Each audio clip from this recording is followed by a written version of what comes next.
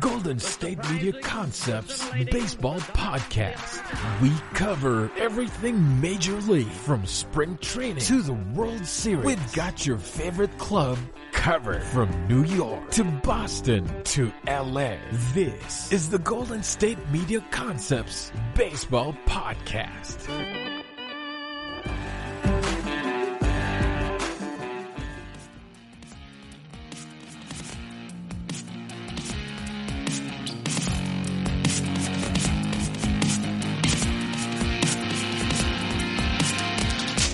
GSMC Baseball Podcast. I'm your host, Lukas Moore.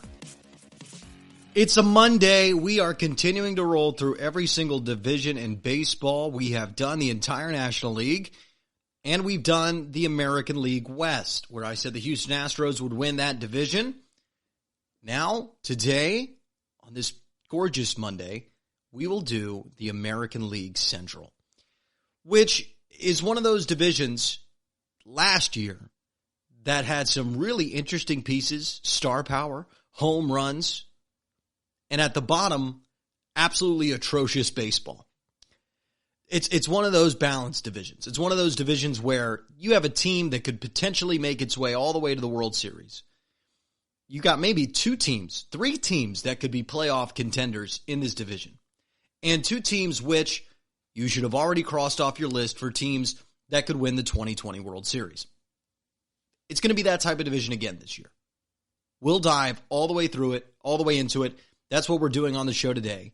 Spring training is underway, which is fantastic. Games are starting to roll on television. It's absolutely brilliant. I mean, spring training is here. We talked about it all February. We've been waiting for this exact moment, and it has arrived. Spring training has arrived around Major League Baseball. There will be a ton of storylines to get through as we roll through spring training, but this division preview, important. And remember, I can adjust these predictions if and when I see fit. Why? Because things change over spring training.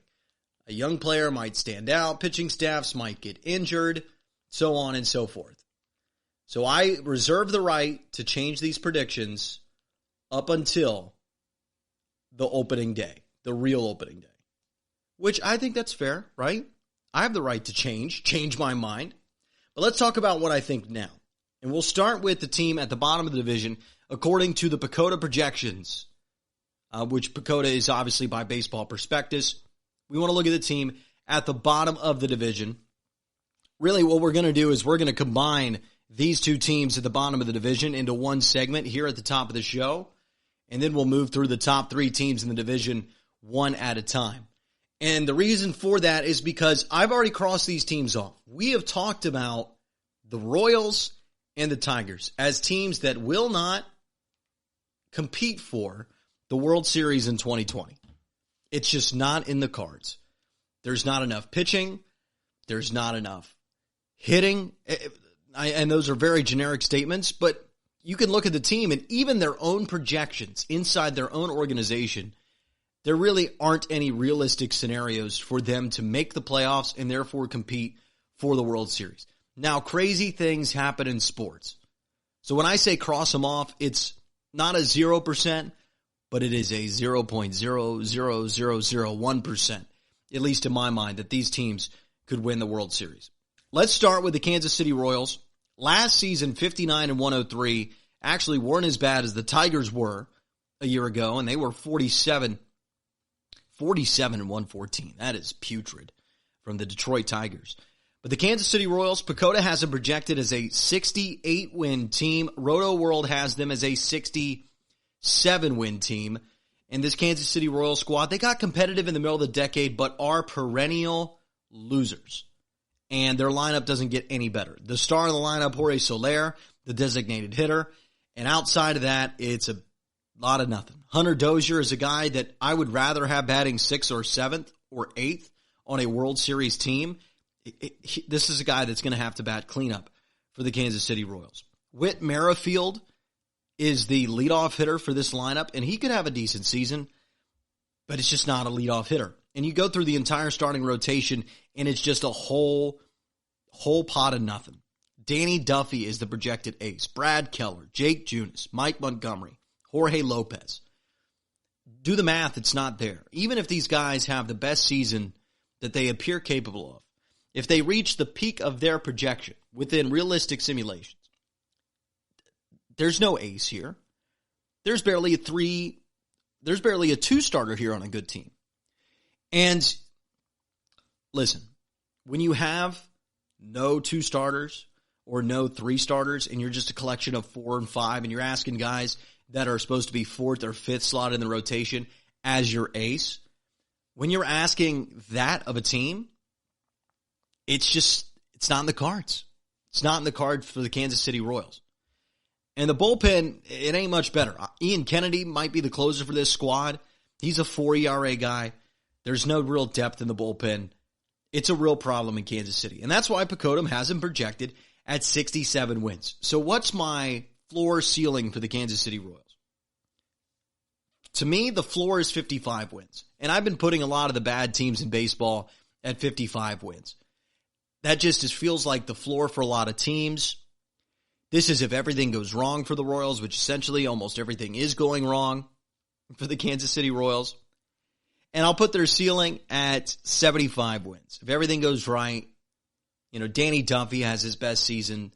But I can't even really convince myself of it. But sure, I give you 75 wins as a ceiling. You win a bunch of one-run ball games. But the Kansas City Royals fans can already start looking towards next year / looking towards the future. I think the Royals will end up at 62 and 100. That is the record I think the Kansas City Royals will end up at. Now let's talk about the Detroit Tigers. Last year, 47 wins. Pecotto has them as a 69-win team. Roto World has them as a 66-win team.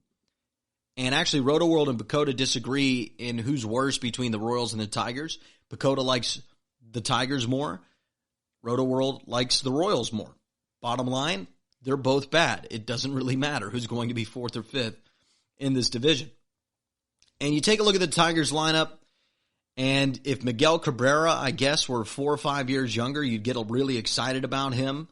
But he literally is the best hitter in this order, and there's nothing else. And we've gone over the Tigers lineup on a previous episode, the cross them off list.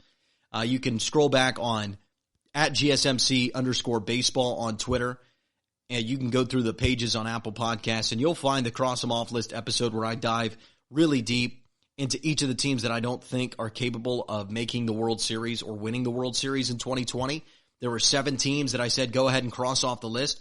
There were a few that I left alone that some projection systems would suggest you cross it off, but I think there's a little more potential there. But the Tigers and Royals were on that list, and this is the starting rotation. Ivan Nova, Jordan Zimmerman, Matt Boyd, Daniel Norris. There's nothing there for the Detroit Tigers. Not a team to get excited about. Roto World does season projections, and the Tigers are actually one of the few lineups I've seen that doesn't have a single player projected to have over an 800 OPS. Not good. Not good for a lineup. Not good for an American League team where you have a whole nother spot in the lineup to try to shove in an extra bat. Not going to be a good year for the Tigers or the Royals. The Tigers' range for me, I had to put it at 47 wins because that's what they were last season, and I don't think they're a better team than they were last year. So 47 wins is the floor. I think everything did go wrong for the Tigers a year ago. That's why they only won 47 games, which is frankly embarrassing. And the ceiling is 114. 47-114. The ceiling for the Tigers is 75 wins. I can't believe I said 114. 47-114 would literally be the range of all potential outcomes in baseball. And if I did that for every team, I'd be right. No, 47-75. Same deal with the Royals for the Tigers here. If they just win a bunch of one-run games, things are looking good, maybe they can get 75. But even then, I kind of want to put that at 72, 71. But 75 feels possible for every baseball team because baseball is such a crapshoot sport. You never know what can happen every day. And if you win a bunch of one-run games, you get lucky a few times, catch some injury breaks. I think about every team that plays Major League Baseball can find its way up to that 75-win mark, although I think that's really unrealistic. So I have the Tigers finishing at 55-107 as the last place team in this division. At least the Royals have Soler in the middle of their lineup, and I frankly like the rotation a little bit more than what I see on paper for the Detroit Tigers. So those are the bottom two teams in the American League Central, two teams you don't have to worry about if your team is a World Series contender. The next three teams I did not put on the cross them off list, and I think these three teams all have a really solid opportunity to win the American League Central this season. We'll talk about the White Sox on the other side of the break. You're listening to the GSMC Baseball Podcast. This is your ultimate stop for everything sports. The Golden State Media Concepts Sports Podcast. Should I say more? From the NFL, MLB, the NBA to MMA, it's all in here. The Golden State Media Concepts Sports Podcast. Listen now.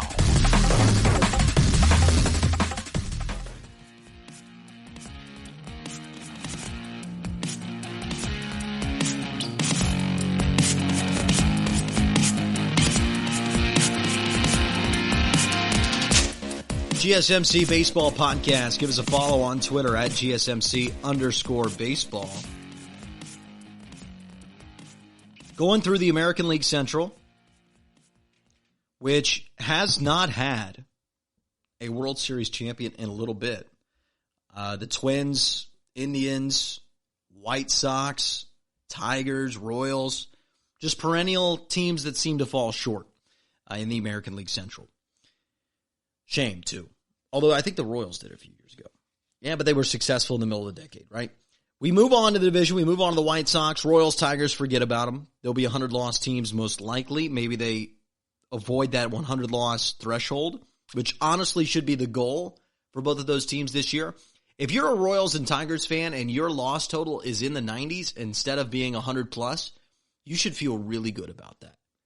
It should excite you. It should make you a little hopeful for the future, because they look like 100-loss teams to me. Let's talk about the Chicago White Sox.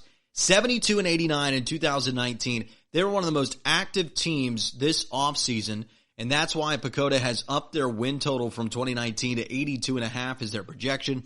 Roto-World has them as an 82-win team. The White Sox, they see a hole about to open up in the city of Chicago with the Cubs falling off the momentum of 2016, again not spending any money.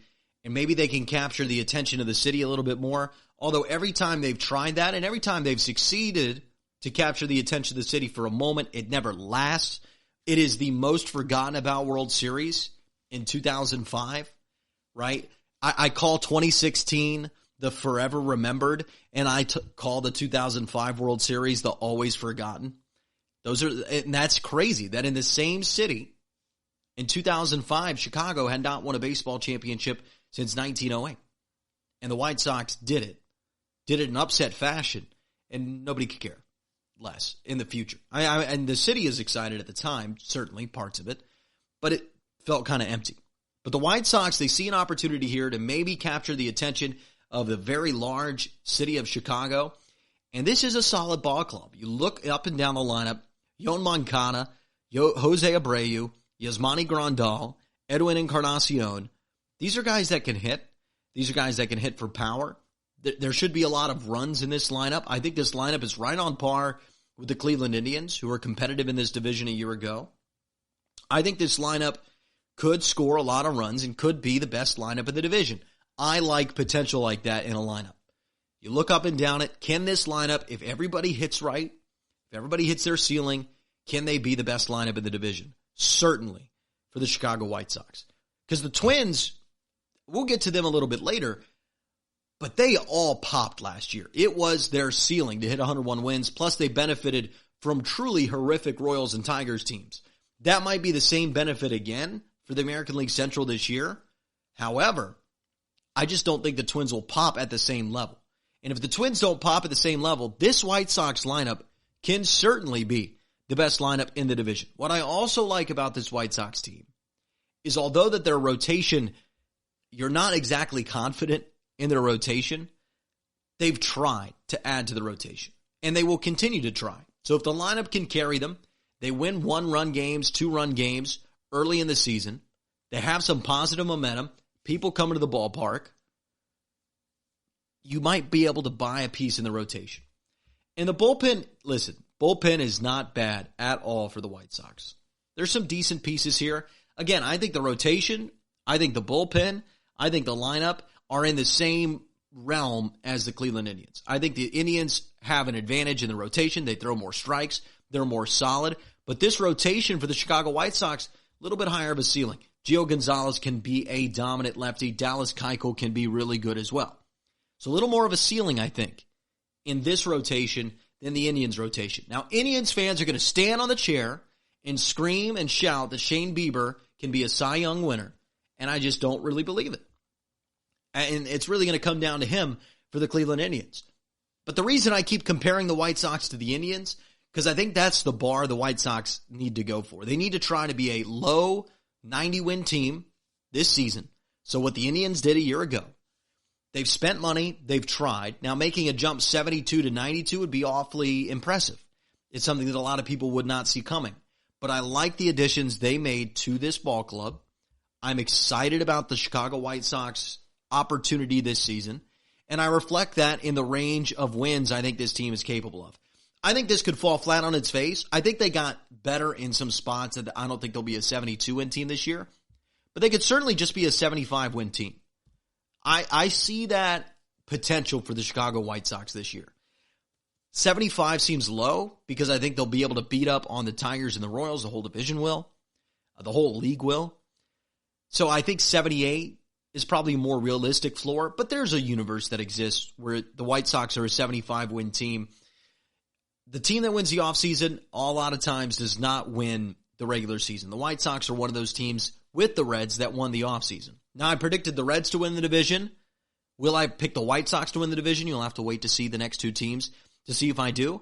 But I think they have a shot at it if some things break their way other places. If the Twins are the same team last year, if that wasn't an anomaly, if that wasn't a statistical outlier, if they really are that good, and you add Josh Donaldson into that lineup, Twins will win the division again. Certainly, they can be that good. But if the Twins are down, if the Indians don't have a good start, I mean, I think the White Sox can hope for that. And if they hit their ceiling, which I have at 92 wins, there's just not enough of a rotation for this to be a 95, 96-win team. There's not a lot of legs in the rotation. Keuchel, Gonzalez can certainly be good. But even if they hit their ceiling, I don't think this is a 95, 96-win rotation. But they can be a 92-win team that really hits the ball well and can be a really interesting, high-scoring, flashy team at the top of a division. Certainly possible the Chicago White Sox. I'm as a 75 to 92-win team. My prediction for them, 91 and 71. I think they get close to their ceiling. It feels like there's some positive vibes about it. I really like their lineup. And I'm excited about the Chicago White Sox's potential this year. And I think they'll buy at the deadline. I think that's really important. They will be aggressive. I think they'll be a 91 team this year. Is that good enough to win the American League Central? We'll talk about the other two teams in the division on the other side of the break. But before we go to break, follow us on Twitter at GSMC_baseball. Love follow us there. You'll get all the podcasts when they're posted. Rate, review, subscribe on Apple Podcasts, on everywhere you get podcasts, Stitcher, anywhere you can get a podcast.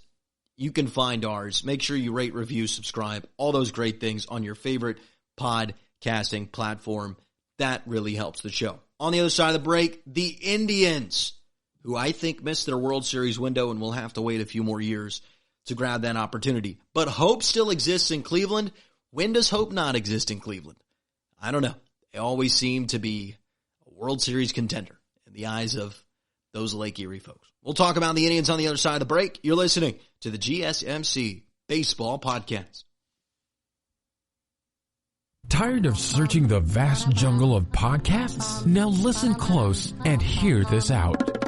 There's a podcast network that covers just about everything that you've been searching. Hey! The Golden State Media Concepts Podcast Network is here.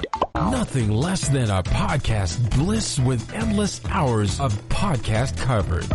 From news, sports, music, fashion, cooking, entertainment, fantasy, football, and so much more. So stop lurking around and go straight out to the Golden State Media Concepts Podcast Network. Guaranteed to fill that podcast itch.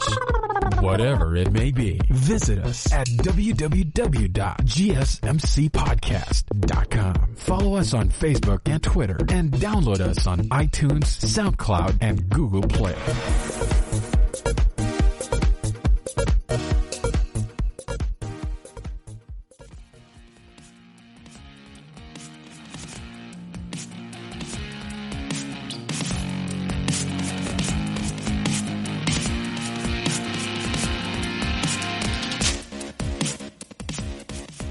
Never has there been a city that is better at wishful thinking than the city of Cleveland. And I admire them for it. Whether it be the Browns, the Cavaliers, or the Indians, the folks in Cleveland always find a way to add some positive spin to any sort of situation. There was positive spin when they went 0-16. They held a parade. They spun it. Like, hey, let's have a parade. We'll bounce back from this. And they did in some sort of way.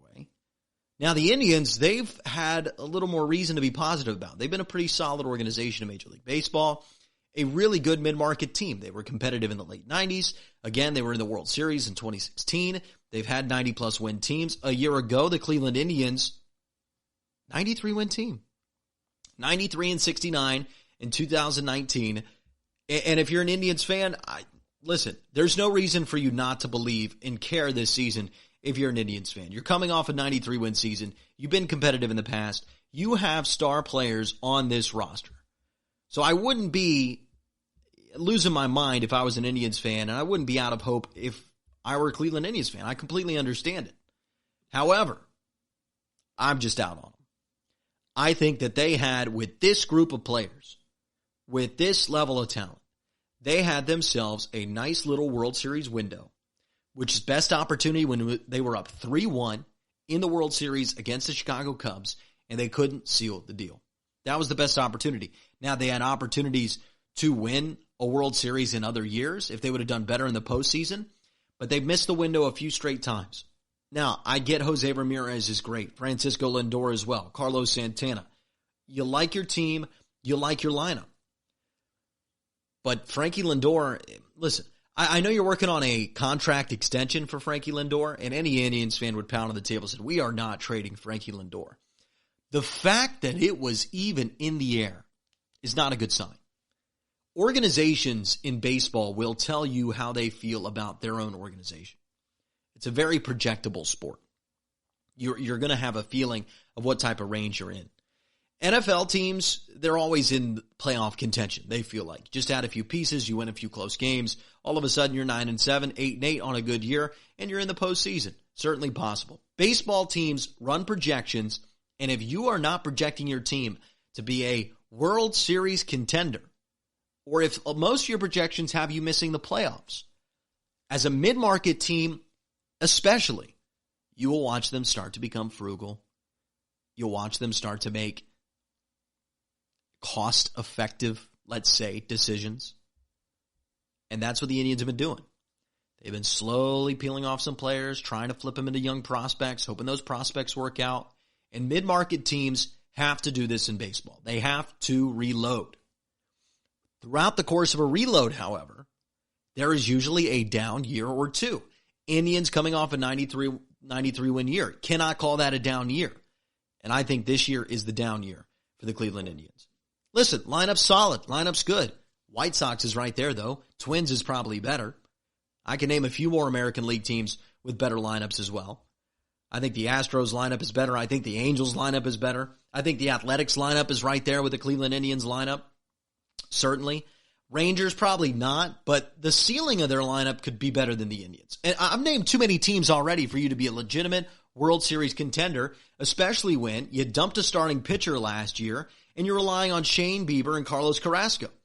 Yes, they're good pitchers. They're good twos. They're good threes. Do I think Shane Bieber is a world-class starting pitcher? No. I get he's 25. Had a 3.28 ERA. I don't think he's a world-class starter. Hopefully he proves me wrong if you're an Indians fan.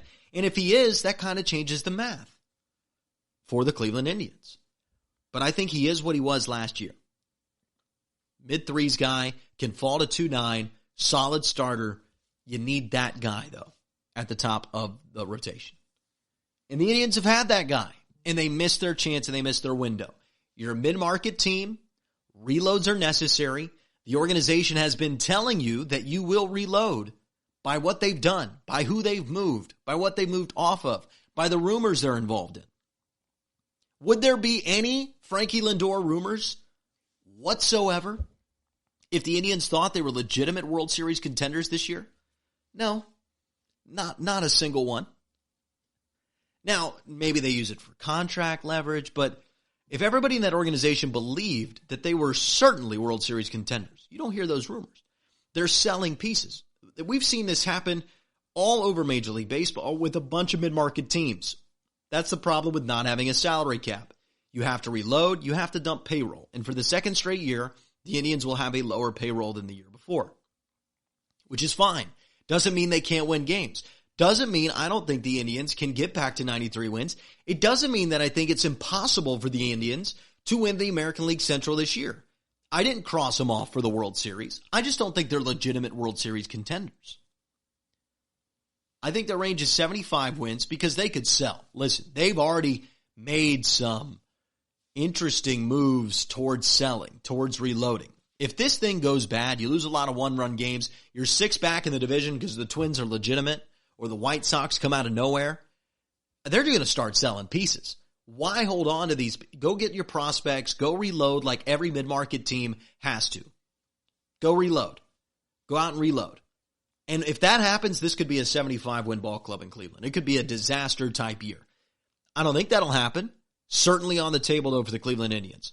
The ceiling, to me, is they're the exact same team they were last year. And frankly, I'm only putting it 93 because if I put it at 90, I know some Indians fans, and I know they listen to this show. I would just hear it from them a lot. 93 is fair. That's what you were last year. There's no way you've gotten better. You can tell me that all these young guys are going to be great, but do you know how many young guys have played in Cleveland for all their sports teams that are supposed to be great, and they never really are? A lot. Okay? And the wishful thinking from the Indians fans can really pump you up, especially if you live in their world, to where, man, oh yeah, you're right. I guess they are making these points, and they're very passionate, and they argue it well, and it always makes you think the Cleveland team will be a little bit better than they actually are. I'm not buying into it. I think the White Sox are just as good at almost every level as the Cleveland Indians this season, and I think the Indians this year are going to have a self-reflection midway through the year and realize they're not serious World Series contenders and just go full reload, not rebuild, still a lot of young pieces, and kind of mail it in. I think they go 81-81 this year. Unless that Frankie Lindor contract is in ink, which I don't believe it is. I'll even look right now to see if it has escalated within the last 20 minutes. And no deal is done. And the last headline from ESPN is why the Cleveland Indians should play it out with Francisco Lindor. If you're playing it out with a player, your best player the organization has seen for a while, if you're playing it out, and I think they are playing it out, and I know that's just a headline on ESPN, but that feels like what they're doing. If they're playing it out, they don't think they're World Series contenders. You get that deal done. I think Frankie Lindor is going to be a Cincinnati Red halfway through the year. I still believe that. The rumors have kind of gone away from that, but if I had to predict right now who Francisco Lindor is hitting for come September, I think it's the Cincinnati Reds. And I think the Reds have the pieces to go get them and still keep their lineup intact. They've got a lot of outfield depth. They've got good prospects. And if the Reds are in first place in their division, they would give up Jonathan India or Hunter Green, their two best prospects, to get Frankie Lindor if they think they can flip him onto a long-term deal because he fills that hole in shortstop, and it'd be a deal that makes sense. I know it's in-state, but it's not in-league. It would make sense for the Indians. I think that's something that might happen. So 81-81, my prediction for the Indians, but they could be a 93-win team this season. I don't buy it. I don't buy that this team has some sort of ceiling that they need to reach or can reach. And I think there's a lot of wishful thinking in Cleveland that helps all the media coverage surrounding them. But the Indians, to me, 81-win team this year. Pacoda had them at 86. Roto-World had them at 86. 93-win team a year ago. I have them at 81 and 81. So the White Sox at 91, the Indians at 81, the Tigers and Royals both with 100-plus losses. Where do the Twins finish? That will decide the division. I'm telling you, they'll finish above the Indians. Will they get more than 91 wins where I have the Chicago White Sox? We'll talk about the Minnesota Twins on the other side of the break. You're listening to the GSMC Baseball Podcast. Want to know the latest in soccer? Then listen to the Golden State Media Concepts Soccer Podcast. From MLS, the World Cup, and the Premier League, we've got you covered. The latest updates, the hottest matches, and news on the league's top players. It's the Golden State Media Concepts Soccer Podcast. David Beckham scores the goal to take England all the way to the World Cup finals. Listen now.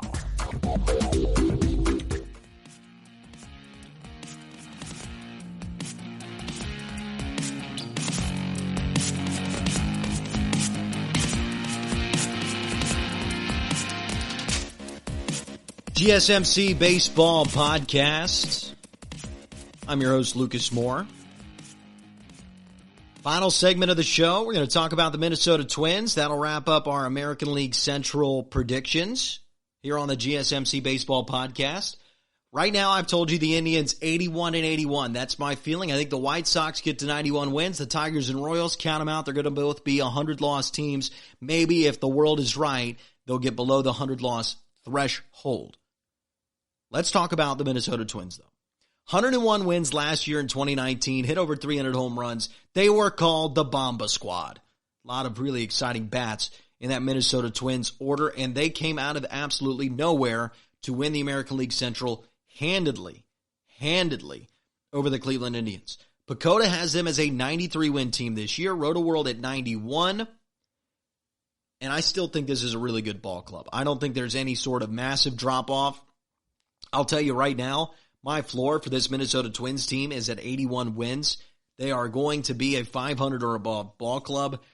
When you look at this lineup, there's just no way it's not. You've got three guys projected over a 900 OPS this year. Nelson Cruz. You add Josh Donaldson to that type of lineup for the Minnesota Twins. Mitch Garver, you love him. Eddie Rosario, Max Kepler, Jorge Polanco.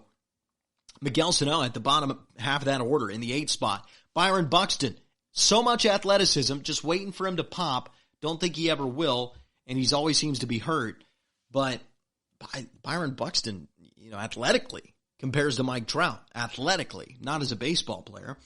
And the rotation ain't bad. They just added Maeda, Berrios, Odorizzi. I like those guys. Homer Bailey in the middle, that worries me. I know he's a 4.5 ERA guy last year, but the 4 years before that, he was above 5 and even into 6. And frankly, was one of the most disrespectful players in Cincinnati Red history. I mean, seriously. The stories I've heard about Homer Bailey are horrific. And he's a great pitcher. 2 no-hitters. Some of my best memories watching Reds baseball are watching Homer Bailey. But he just had the wrong attitude after he got that contract in Cincinnati. And it was worrisome to see. And that's why he didn't pitch very well. He didn't have a great attitude about coming back from his injuries. And I think even Homer Bailey might admit about some of the failures he had in Cincy. And the stats speak for themselves. If he's turned it around, though, has a positive attitude about everything, I think he's a great pitcher with some good stuff and could be a 4.5 ERA guy. The Twins need that. The Twins really need that from Homer Bailey if they want to be an elite team in the American League. Here's my thing about the Twins, though. Last year was a statistical anomaly. They hit their ceiling. So when we talk about these floor ceilings, they hit their ceiling plus some. Everything went right and then some for the Minnesota Twins. Always wary of situations like that. Specifically when you have 2 really horrendous teams at the bottom part of your division and everything went wrong for them as well. That's why the Twins were able to get up to 101 wins. You had a 117 loss team in your division. You had the Royals in your division as well who were stinking it up. And everything went right for them. They got a lot of wins on the back end of the schedule with bad teams in their own division. There you go. 101 wins for the Minnesota Twins. So one, I don't think the Tigers and Royals will be as bad as they were last year, although we'll still be bad. There goes a few wins. I don't think the Twins can hit that type of ceiling they did last year. There goes a few wins. But then you add in Josh Donaldson, and you get a little more excited. You add a former MVP in the middle of your lineup, and that should excite you. Right there, you add Josh Donaldson, and maybe that makes up the wins. And that's why I have this team as a ceiling of 99 wins. I think they can get to 99 wins. I won't put it at 100. This is not a 100-win rotation to me. Solid bullpen, but this is not a 100-win rotation when I look at it, up and down. Berrios has got to turn into an ace. Really hasn't shown it. He's 26, so maybe it'll click for him this year. And I think the Indians' rotation is a little bit more reliable than the Twins. But this lineup is absolutely deadly from Minnesota. Nelson Cruz, Josh Donaldson, Eddie Rosario. Ooh. And then Mitch Garver, who's an analytics dream just behind him. Max Kepler, Jorge Polanco. I think this is a really good team. However, I do think that Josh Donaldson won't be able to produce at the level we expect him to, because how often do we see a guy switch teams and produce at the same level? You don't often see it. It's not something you really see a lot in baseball. If anything, they're just a tick below. But a lot of times they're half a tick or 2 ticks below that production. So I don't think you're going to get as much of a boost as Twins fans are expecting from Josh Donaldson. I think that it was an anomaly. Statistical outlier, what happened to the Twins last year. Plus, I think the White Sox are going to be better in this division. The Indians will be competitive at times. Royals and Tigers won't be as bad. And I think everything comes back down to earth. Homer Bailey in the middle of the rotation, he could seriously have a 5.6 ERA. Go look at his statistical profile. Super easily could have a 5.6, 5.8 ERA.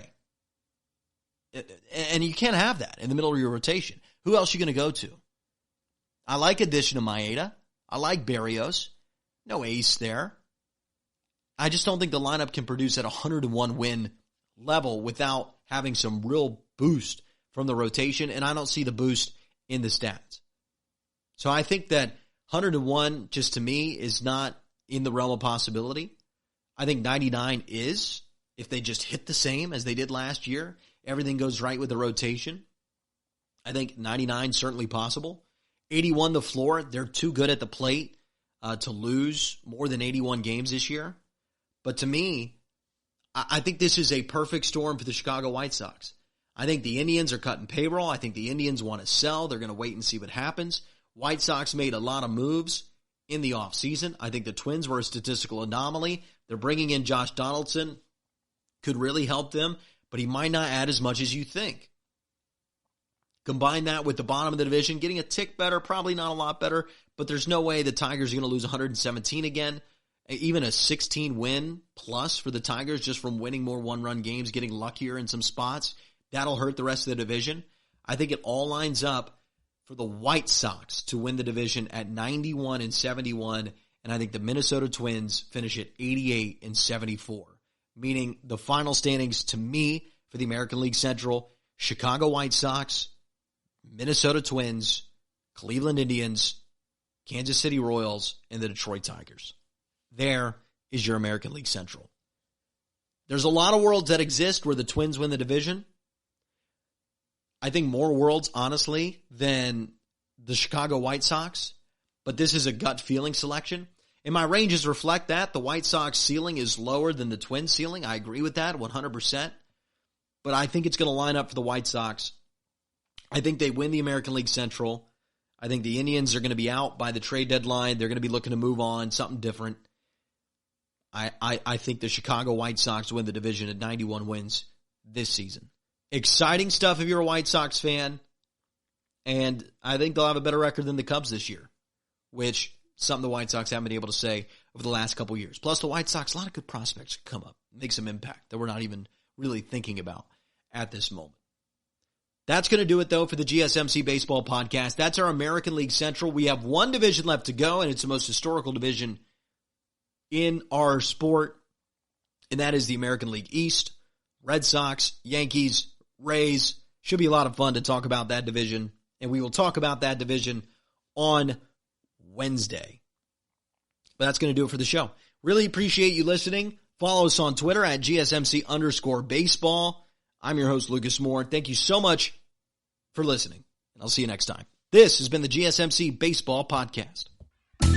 You've been listening to the Golden State Media Concepts Baseball Podcast, part of the Golden State Media Concepts Podcast Network. You can find this show and others like it at www.gsmcpodcast.com. Download our podcast on iTunes, Stitcher, SoundCloud, and Google Play. Just type in GSMC to find all the shows from the Golden State Media Concepts Podcast Network, from movies to music, from sports to entertainment, and even weird news. You can also follow us on Twitter and on Facebook.